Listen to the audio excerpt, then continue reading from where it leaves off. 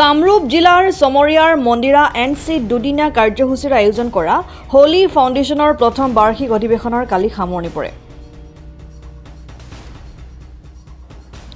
এই উপলক্ষে সোমবাৰে পুৱা ৮ বজাত অধিৱেশনস্থলীত সভাপতি জহিৰুল ইছলামৰ দ্বাৰা ফাউণ্ডেশ্যনৰ পতাকা উত্তোলনৰ পিছত দুপৰীয়া ১ বজাত অনুষ্ঠিত কৰে ভলীবল খেল প্ৰতিযোগিতা। মঙলবাৰে বিভিন্ন কাৰ্যসূচী ৰূপায়ণৰ অন্তত সন্ধিয়াত আশ্ৰফ আলীৰ পৌৰোহিত্যত অনুষ্ঠিত কৰা মুকলি বঁটা বিতৰণী সভাত আমাৰ প্ৰয়াস গোষ্ঠীৰ পৰিচালন সঞ্চালক আনোৱাৰ হুছেইনে প্ৰদান কৰে আদৰণি ভাষণ। সভাত বকুৰ বিধায়িকা নন্দিতা দাস, ৪ নং সোণতলী টোপামাৰী জিলা পৰিষদ সদস্য শ্বাহজাহান আলী আহমেদ আৰু বিমলা প্ৰসাদ চলিহা মহাবিদ্যালয়ৰ অধ্যাপক ডক্টৰ আব্দুল জুব্বাৰে গণ্যমান্য লোকৰ উপস্থিতিত আগবঢ়ায় মূল্যৱান বক্তব্য। উল্লেখ্য যে ১৮ নৱেম্বৰত মুকলি বঁটা বিতৰণী সভাৰ পিছত সন্ধিয়াৰ সাংস্কৃতিক অনুষ্ঠানত আগবঢ়ায় শিল্পী দেৱনাথ, শ্বেহনাজ পাৰভিন আৰু আব্দুল আজিজৰ গীতৰ শৰাই।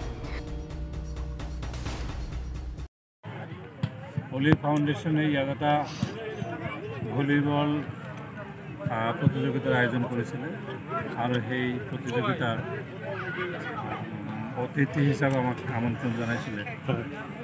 আমি ইয়াত উপস্থিত হৈ আমাৰ যথেষ্ট ভাল লাগিছে। আমি আনন্দিত হৈছোঁ যে আমাৰ এনেকুৱা ৰিমোট অঞ্চলবিলাকত সঁচাকৈ আমি খেলক খুব গ্ৰহণযোগ্যতা আমাৰ মাজত বঢ়াব লাগে আৰু খেলৰ জৰিয়তে আমাৰ শৰীৰ চৰ্চা হয়, মন মানসিকতাৰ পৰিৱৰ্তন হয়। আমাৰ ল'ৰা ছোৱালীবিলাক খেলৰ জৰিয়তে নিজক নিজে শক্তিশালী কৰিব পাৰে। খেলে আমাৰ মাজত যিবিলাক অপসংস্কৃতি এইবিলাক আঁতৰোৱাৰ এটা মাধ্যম হ'ল খেল।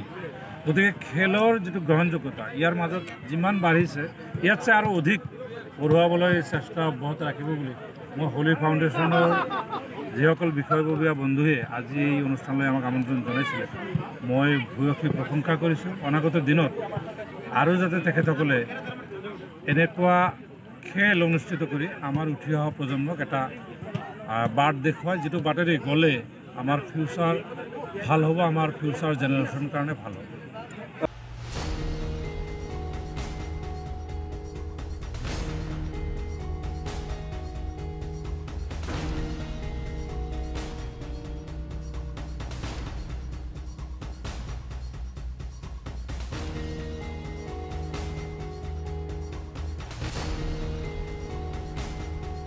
গৰৈমাৰীৰ পৰা আবুল কালামৰ ৰিপৰ্ট, ডেমক্ৰেটিক আছাম।